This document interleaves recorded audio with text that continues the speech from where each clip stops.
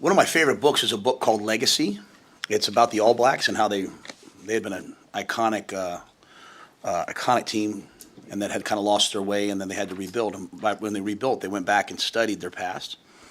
They have, I think it's 15 rules that they started to live by, and one of them was plant trees that you'll never see, and it's about leaving places better than you found them. And I was obviously disappointed after the game. I really wanted our seniors to have a chance to continue to battle and fight to be a CFP team.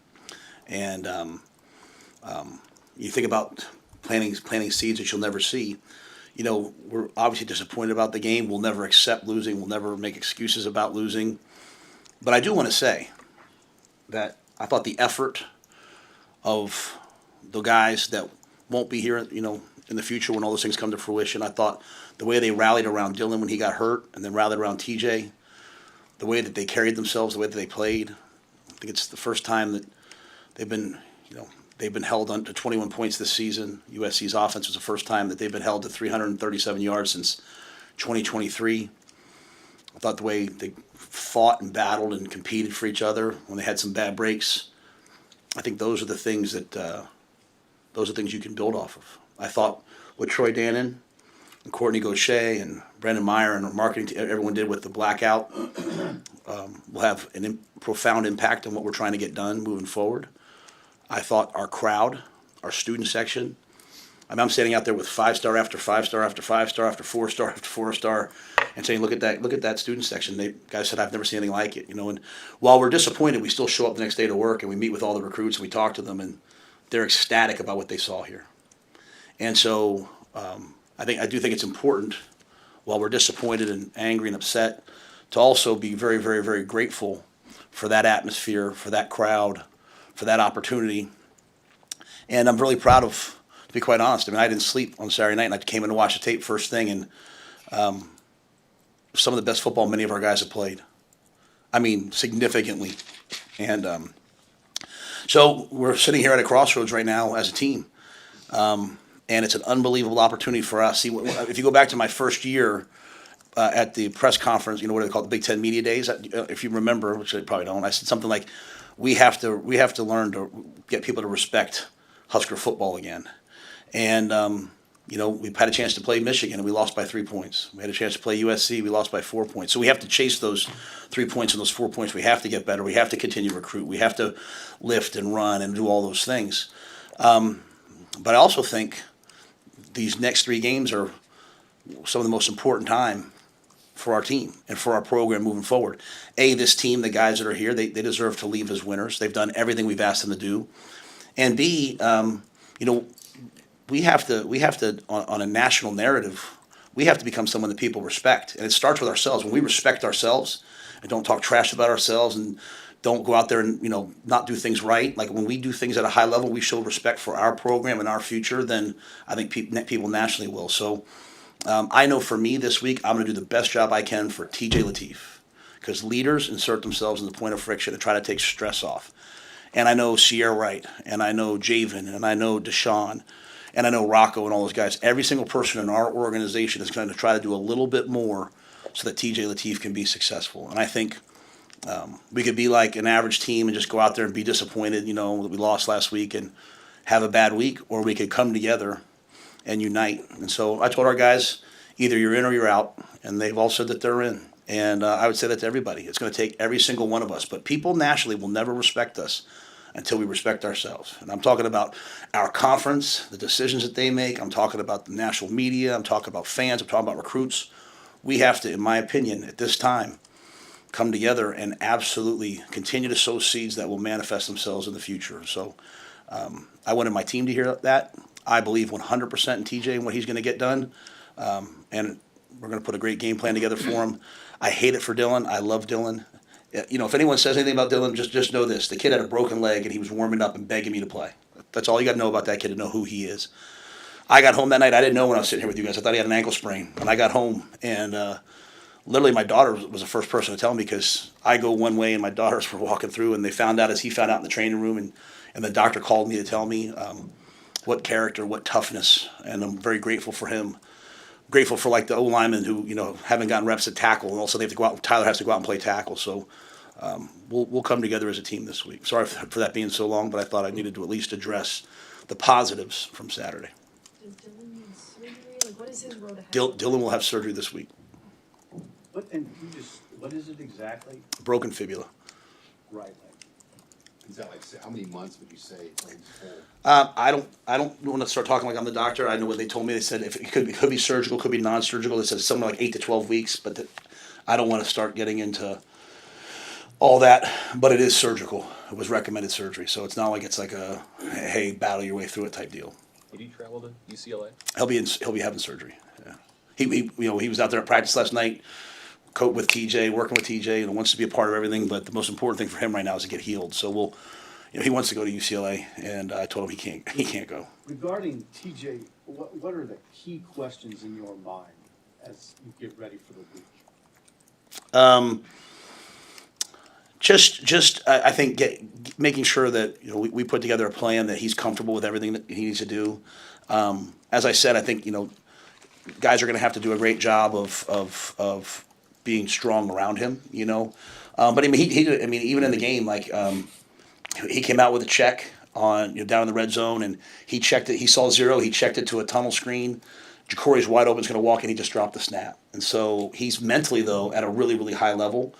And so he just needs reps. When you're the backup quarterback, you're getting reps, but not as many. And so now he needs reps. Jalen needs reps, and anybody else we use at quarterback will need reps this week. Does Marcos then go to the third spot, like your third traveling? Yes, sir. Yes, sir. With Dylan, how would you summarize what he got done and how he helped the program this year?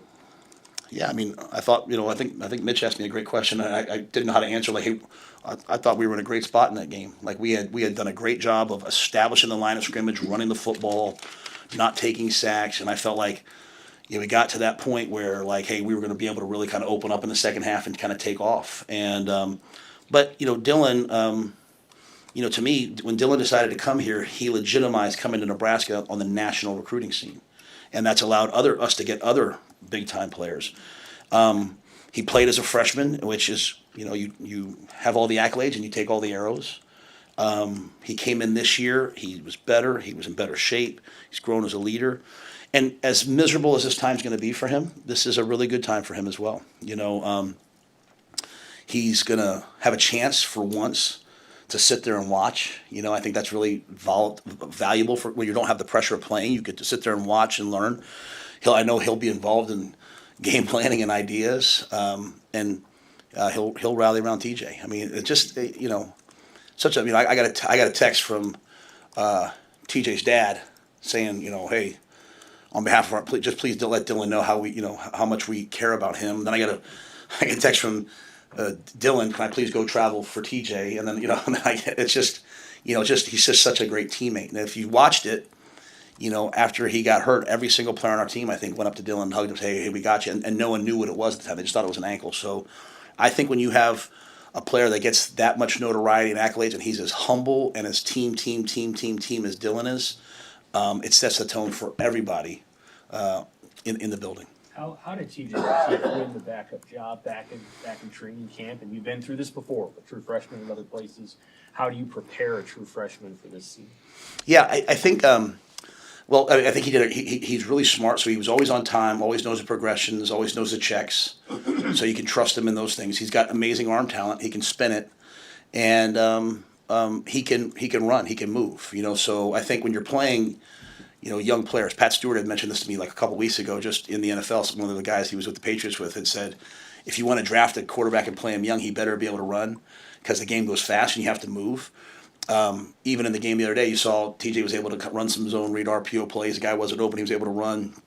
He was able to run on some plays, and so I think he was able to just kind of bring a little bit of all that to light. And so this week to me is not about TJ. At least my message to our guys. It's about everyone else making this where every single person has to do their job at such a high level that TJ can just do his job and not try to do anything more.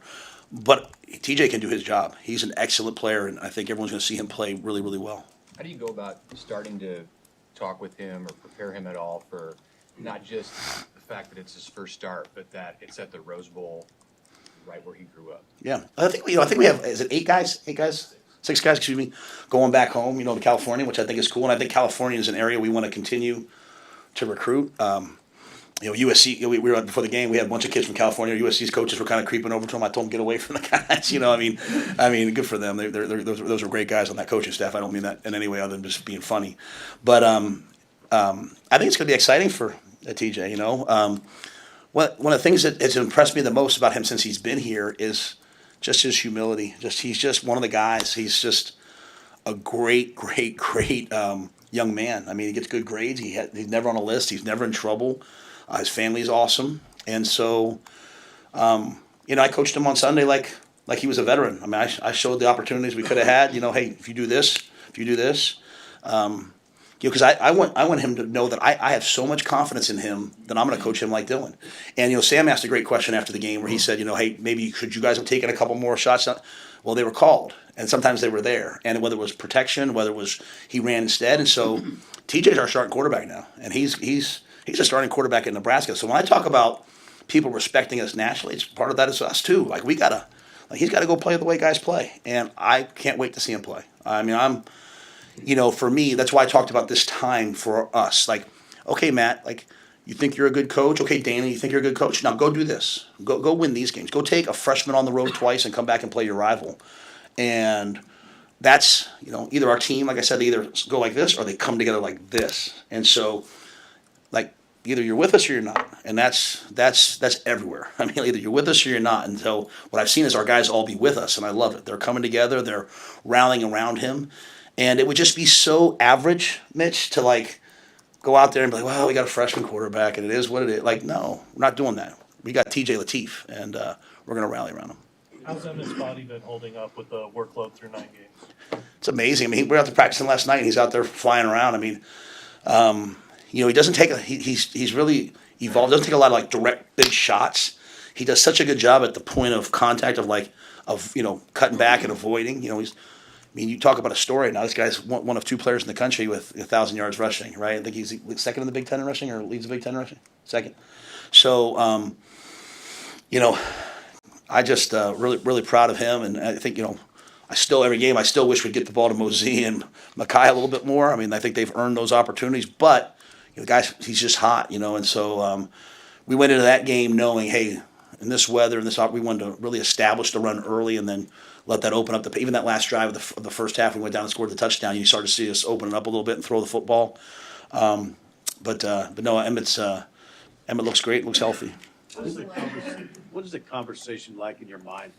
You only gave up 21 points. You shut down their passing game, but you gave up 200 yards rushing. How do you reconcile all that? How do you think through that? Yeah, so I'm never going to be okay giving up 200 yards rushing.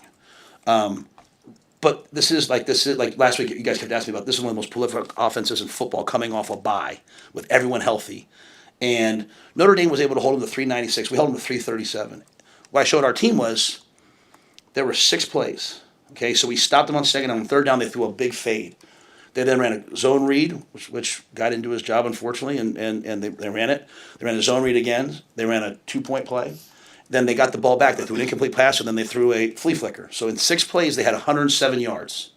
And what our team needs to do, and what our coaches need to do, and what I need to get us to do is settle down on those 6 plays when things start going bad against us and just play the next play a little bit more focused and not worry about everything. So we gave up 337 yards. We gave up 107 of those yards in 6 straight plays.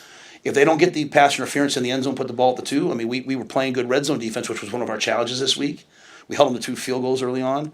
DPIs in the end zone, they put the ball at the 2. That's difficult sledding, obviously. But if we were able to stop that one, but no, yeah. So we're not going to ever be okay with 200 yards rushing, and it's not like we're sitting there in a light box playing pass. We're playing the run, but they ran the quarterback, and we had a quarterback player.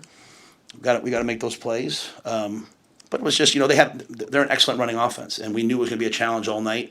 And I was really proud of the guys. They tackled well. The least amount of yards after contact we've had in several weeks. So they had their best week of practice, preparation, everything, and they showed up to play.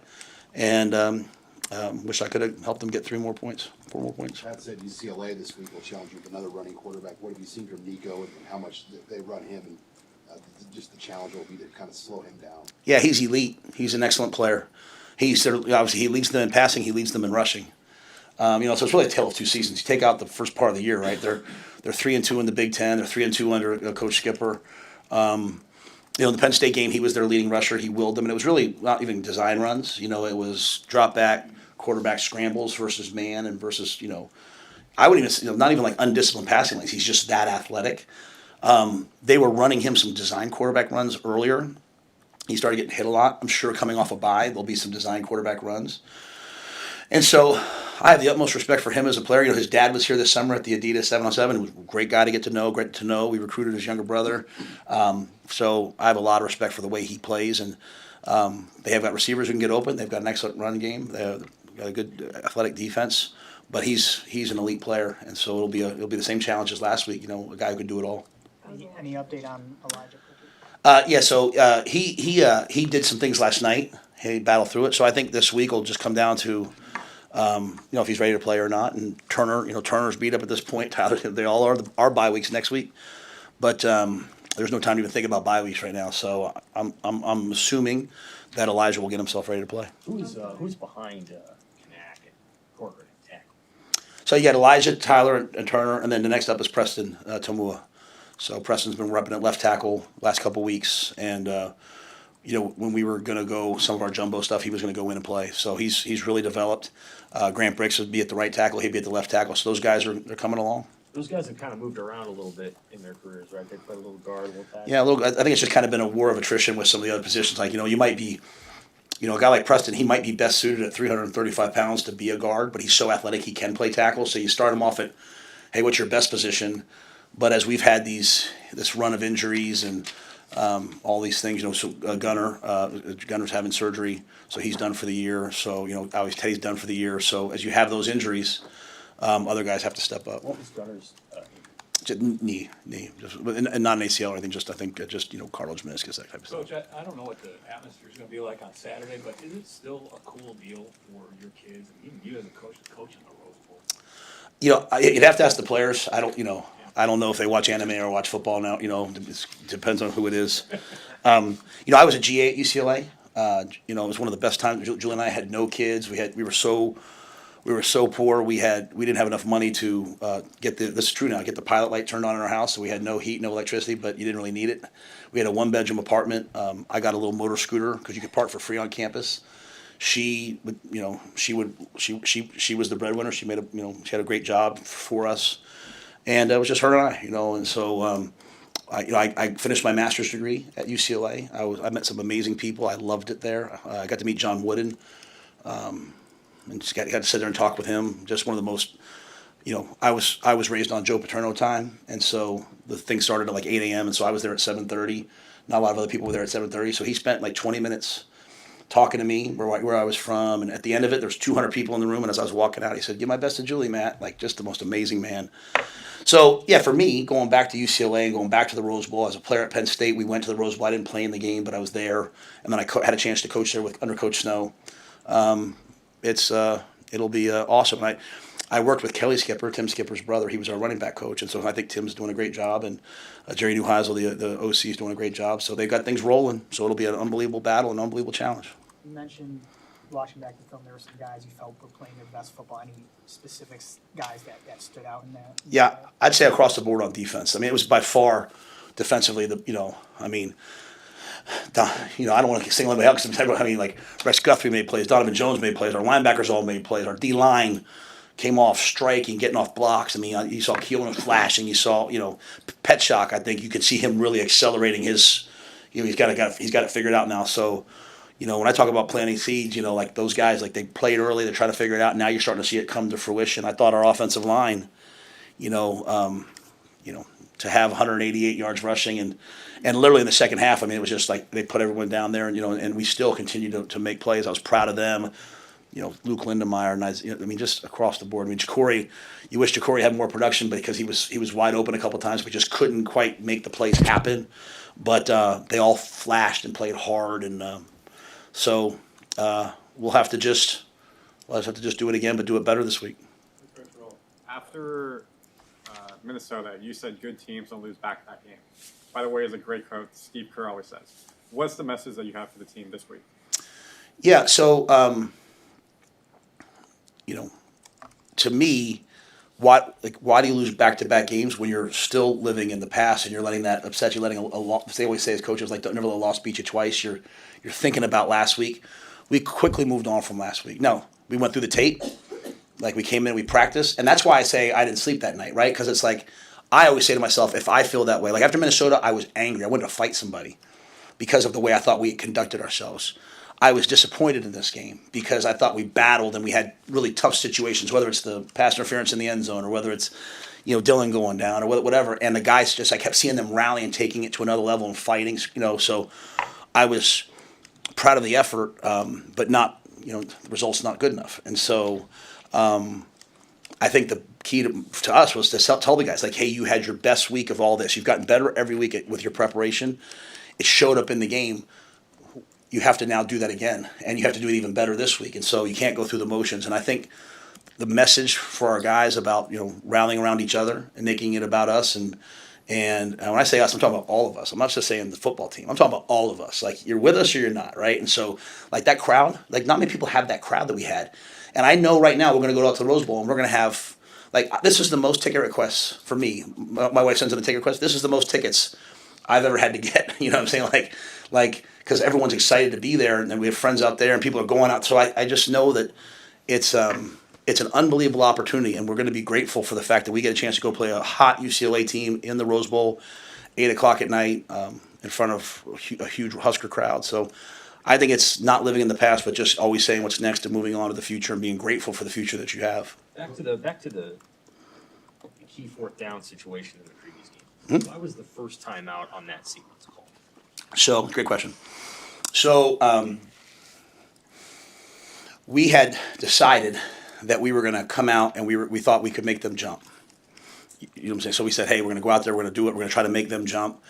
And they didn't jump. And so I didn't want to take the 5-yard penalty and punt it. I said, hey, we're probably going to go for this. And then just, the reps and the things that TJ had done and all those different things, it just felt like, as they were talking, I just felt like, you know what, take the points here. Was that the right call? Well, it didn't go through the uprights, right? So, I said in front of the team yesterday, I said, hey, I have to own that I made that call and I made that decision. But, we go in the game with one plan on 4th and 1 in those sort of areas. And then as the injury happened and just, hey, what does TJ have reps in? What does he not have reps in? I just made the call at, hey, you know what, we're going to go with this. And so. What about the first time out, though? The one right before the whole series? Like, the clock was running down and you were talking to the refs? Yeah. Well, no, that had nothing to do with the refs. I thought they should have pumped the clock, right? Because they had shoved one of our players down. There was some stuff going on. I just thought they'd pump the clock. And so, getting the play call in, he's using the wristband, getting it out, all those different things, them all being lined up. And so I was yelling at the ref to pump it. Like, they pump it. They whatever. Doesn't matter. They pump it most of the time, and they didn't pump it. And I'm sitting there. So then he got the snap off in time. So again, I have to own. But I just didn't want to take. I thought we were in good position, and with him on the plus side of 50, I said, I'm going to use this timeout. I'm gonna just settle it all down. At the end of the day, I hate using timeouts. I usually just take the penalty. At the end, I don't know that the penalties hurt us because we still had the ball with a chance to go in, and but it still wasn't what I would have liked. But sometimes when you guys ask me those questions, I'd have to start throwing people under the bus. Well, this guy didn't get this, and I don't really want to do that. So I'd rather just say it's me. But as we sit here now, it's just really like the clock, and I thought the official was going to pump it, and when he did, and I started yelling at him, they had just knocked one of our guys down, and there was an altercation. Like, come on, let's just pump it and play football. So. And Matt, with this trip to UCLA, will you guys do anything different? Like Maryland, you guys went out a day earlier. Is this a standard trip of a night game? Standard trip. Yeah, when I worked for Tom Coughlin, every time we went to the West Coast, we just went out and we kept everything on our time. That was before iPhones, and it changes the time for you. So everyone just kept their old BlackBerry or whatever on the East Coast time. And going east is a lot harder, obviously, but going west is a lot easier because we'll get there and and it'll be, we'll leave here at 1, we'll get there at 1:30. So once you get there, though, the traffic, the drive, will all be challenges. But yeah, we'll go out Friday. We found out obviously after the game that it was going to be a night game. So obviously we'll get back really late Sunday. I'll give the guys Sunday off afterwards so that they can, we'll probably won't get back till 5 or 6 a.m. so they can sleep. With TJ, you've mentioned before Glenn Thomas holds those guys, not Dylan, to the same standard as Dylan. How much is that useful at this moment, I guess? I think it's great, and you know, there's our process. A lot of guys when they come in, they're struggling with it. They're used to like, hey, in a period, hey, we'll give 10 reps to the ones and 4 or 5 reps to the twos, and we don't do that. We give equal reps to the ones and twos, and I think you can see why now, right? Because now you have your backup right tackle, you have your backup left tackle, you have your backup quarterback, and thankfully they've been getting reps all year, so they've been trained. Now in game week, the quarterback gets a few more reps, so I'm hopeful this week. And we'll probably give TJ some more reps this week just to make sure he feels really good about everything that we're doing. That's, I told the team last night, like, hey, I know it was a late game, but we're going to go out and practice tonight. I think TJ needs that, and every guy was like, yeah, they do. Hey, you've talked a lot about Sierra, so has John. But can you comment on the job that he did on Lemon Saturday night, and how maybe it's sometimes hard to judge him because the stats aren't there since nobody's throwing at him? Yeah. I think when you're a really good corner, a really good DB, you shouldn't have a lot of stats. Now what happens is sometimes in college football, there's a lot of teams that play a lot of zone coverage, and so guys will have 4 or 5 picks. You see it sometimes when guys come up in the portal. To be quite honest with you, Mitch, like they'll say this guy has 6 picks, and you watch him, and then you watch his man-to-man reps. You're like, wait, he's not really a great cover guy. This ball got tipped, and he caught it because they're all playing with vision of the quarterback. We play probably 60 to 70% man or match coverages, and so our eyes are on the DBs, and so that's why I said to Sip earlier, like it's not like we're sitting there playing with light boxes and trying to defend the pass. We're playing man, you know what I mean, and just saying, hey, we're going to try to defend the run and stop you. So I think Sierra's been fantastic. I think Donnie, Mar, all those guys in the back end have played really, really good football. Rex Guthrie stepping up, but Sierra. When you play, he made the move to go into nickel, and when you play nickel, you have to defend the run. You have to be able to go play a half. You have to be able. So he does a little bit of everything. But Mekhi Lemon's one of the best players in the Big 10, in the Big 10, and I thought Sierra played him really well, and really proud of him. Has Merritt been dinged up? Dawson Merritt? Yeah, he was questionable for the game. Got banged up last week in practice, so I'm hopeful maybe we can have him this week. I am not sure though as of right now. He didn't go last night. We'll see if he goes tomorrow. Was Cortez Mills there last week too? Yeah, he was. Yeah, I believe he was out there at one point. So. What about Quentin Knight? I just pulled his hamstring late in the week, so he was. We warmed him up before the game, tried to get him moving around, and just wasn't able to go. Anything else, Coach? All right, thank you guys.